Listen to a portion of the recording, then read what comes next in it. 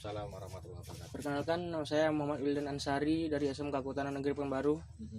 Ingin mewawancarai Bapak tentang apa-apa saja yang digunakan di sini, Pak. Sistemnya atau apa gitu, Pak. Ya. Boleh. Ya. Jadi perkenalan juga, nama saya Agus Hartawan. Saya warga KTH Purwolestari ini. Nah, kebetulan saya juga tinggal di kebun, ada kebun sama keluarga. Kebetulan kami juga membentuk KUPS MPTS, Ya, Pak. dan itu KUPS MPTS juga binaan dari KPHL Batam. Jadi awalnya ini terbentuk ada 20 orang. Dengan kesibukan masing-masing, sehingga di perjalanan yang paling aktif 5 orang. Jadi 5 orang yang paling aktif, tapi kita tetap akan bina mereka. Yang bagi mereka yang bisa ada waktu, ya kita tetap undang mereka, karena kedepannya setelah saya jalani berapa bulan ini, itu ada nilai tambahnya untuk perekonomian, tuh ada nilai tambahnya. Dan itu semakin kedepannya, setelah saya survei ternyata itu luar biasa.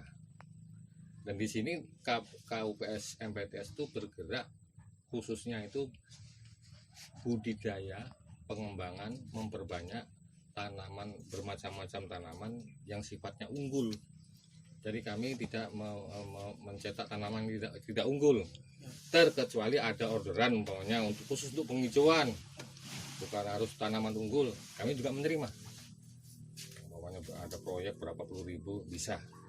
Kalau kosnya kita hitung masuk, kita kerjakan bersama anggota. Jadi insya Allah ini baru berjalan 2 tahun, baru mau 2 tahun ini, 1 tahun lebih.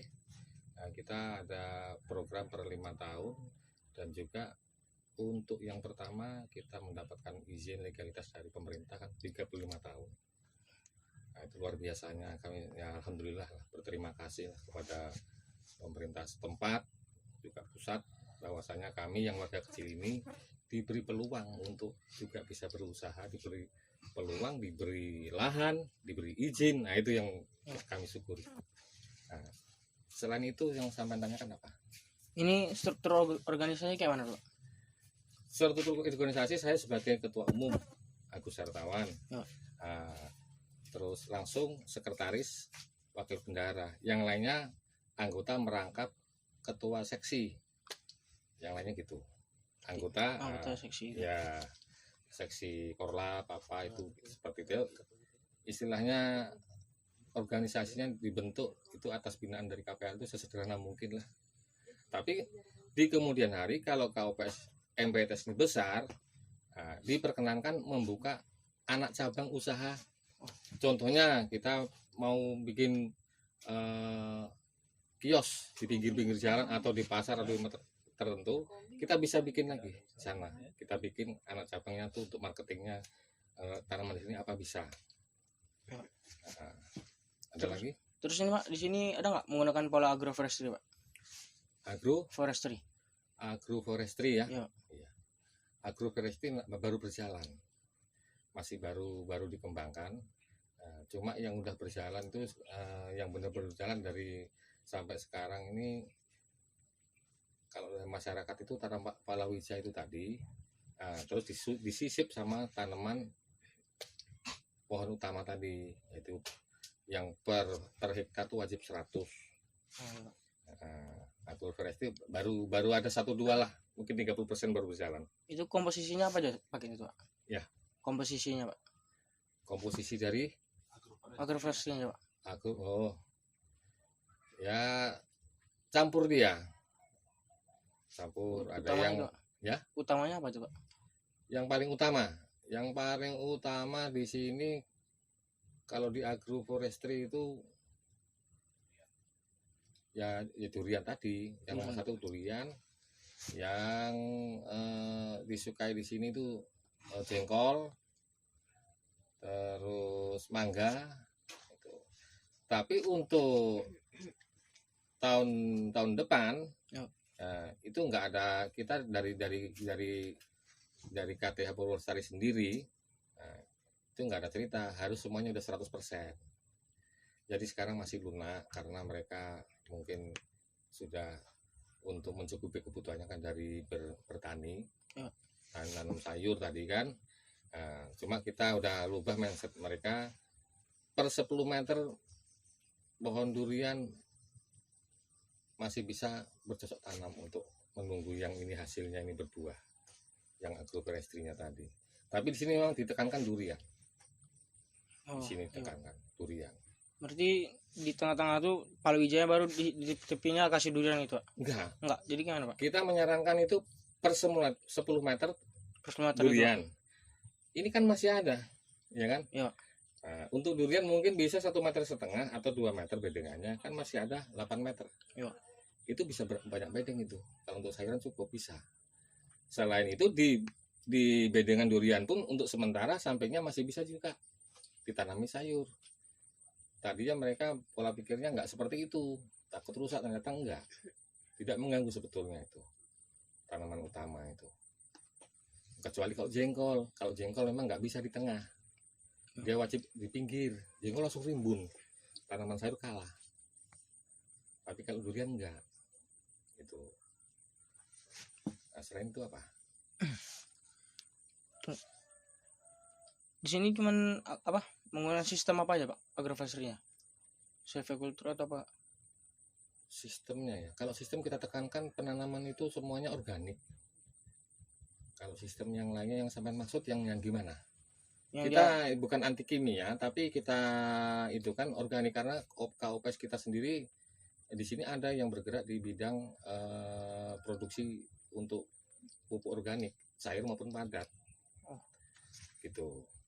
Jadi nanti kita arahkan petani untuk yang supaya berkelanjutan tanah ini nggak gampang jenuh, tetap subur, tambah subur, yaitu tadi kita arahkan ke organik. Gitu. Jadi sekarang untuk agroforestry-nya yang udah berjalan itu 40%. Tahun depan harus 100. Kalau nggak mau 100, bukan lahan mereka ya bukan kita sita, tidak, tetapi wajib ditanami, malah kena proyek dari KSDA. Per 3 meter nanti tanaman penghijauan aja, bukan tanaman unggul lagi. Nah, itu kita udah tekankan sama teman-teman, nggak mau cepat tanam, nggak ikutin program pemerintah, bukan kita sita enggak, tapi per 3 meter kita tanami penghijauan yang udah disediakan dari KSDA. Nah, jadi mereka alhamdulillah kita memilih untuk menanam yang tanaman unggul. Makanya insya Allah ke depan satu tahun ke depan dari sekarang itu udah 100% berjalan. Jadi tinggal perawatan, pemupukan sambil menunggu buah. Tetap yang harian itu sayurnya nggak harus berhenti, tetap bisa berjalan seiring. Itu kan ada panennya, Pak? Ya. Atau panen sama pasca panennya gimana, Pak? Kalau untuk sementara ini, kalau panen palawija kan agroforestry-nya kan belum ya. Kalau jengkol juga termasuk udah ada panen, mangga sebagian udah ada banyak. Itu ada yang tengkulaknya ke sini, toke. Ada juga yang antar ke pasar. Memang kalau diambil toke itu selisihnya biasanya 2.000, 1.000, 3.000. Kalau di asar contohnya diambil toke di sini 15, kita antar ke pasar 17, kadang 18, itu aja. Jadi untuk pemasaran untuk selama ini masih belum ada kendala. Berarti teknik penjualannya cuma ke toke atau ngantar keluar gitu, Pak? Iya. Untuk yang ke ekspornya belum ke situ. Kalau ekspor ini kan dia mungkin mau yang hidroponik atau yang benar-benar organik murni tertata. Itu nanti kita mengarah ke sana. Mengarah ke sana. Itu butuh modal soalnya kan. Kita rintis dari bawah dulu. Selain itu komponennya apa ya kalau untuk panennya, Pak? Inputnya misal pembeliannya, bibitnya gimana, Pak? Bibit apa ya? Bibit palawija atau durian? Kalau bibit palawija petani itu udah ada kiosnya, itu di SP ada, di depan Mitra Mall ada, di toko pertanian. Nah, kalau bibit tanaman unggul seperti ini, kita usahakan ini sendiri, tapi yang atas ini kita carilah di daerah sini yang sudah tua, yang sudah berbuah. Kalau yang bijinya kita bisa cari di pasar itu, pasar durian. Iya. Subuh atau malam kita ambilin bijinya. Kalau kita beli juga bisa. Nah, cuma kalau bisa cari sendiri kenapa harus beli kan gitu. Sekilo 7.000 itu orang jual bijinya aja. Tapi kita bisa ambil sendiri. Jadi untuk masalah pembibitan, menyediakan bawahnya ini setlingnya kita nggak ada mengalami kesulitan. Tapi kalau untuk ragam yang belum ada di sini, contohnya durian merah, super tembaga, terus durian yang belum ada di sini lah. Nah, ini atasnya ini namanya kan entres. Nah, itu harus kita import dari luar. Cuma dari luar juga kita takutnya di sana kalau kita belum survei betul, belum kenal betul, takutnya dikirim sembarangan juga. Yang asal-asalan kan kita udah beli mahal, dikirimnya asal-asalan nanti kecewa juga kita kan. Nah, masih kita survei kalau yang untuk jenis lain yang belum ada. Yang udah ada di sini musangking, duri hitam, montong kuning, montong putih, yang putih, montong kan ada banyak varian kan. Nah, itu di sini udah ada, udah buah. Sebentar lagi kani. Cuma kita lagi nunggu buahnya bagus enggak, bener kani apa enggak. Udah besar. Pohonnya udah umuran 5 tahun di tempatnya Pak Rahmat. Kita lagi nunggu, kalau memang itu bagus, kita ambil entresnya. Atasnya kita kembangin. Apalagi? Kan palawija ada nih Pak, palawija, durian. Itu teknik panen Pak pakai gimana Pak? Kalau palawija teknik panennya biasa aja Pak. Biasa aja, pakai yang istilahnya klasik lah ya. Kalau yang durian kita punya rencana panennya itu dengan sistem langsung wisatawan datang, nanti dikelola oleh agrowisata KUPS yang bergerak di bidang agrowisata itu. Jadi nanti lewat online, lewat brosur atau lewat teman-teman atau lewat apa aja, bahwasanya di sini mau panen berapa hari atau berapa minggu mau panen, kita udah umumkan, udah sebar informasi, wisatawan datang ke sini.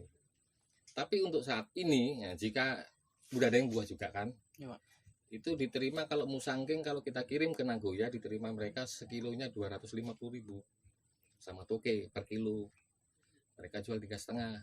Kalau kita kirim ke dapur 12 ada juga agrowisata durian itu 200.000. Kalau montong 120.000 kalau kirim ke sini dekat sini Batu Haji. Tapi kalau kita mau kirim ke Nagoya montong 200.000 per kilo.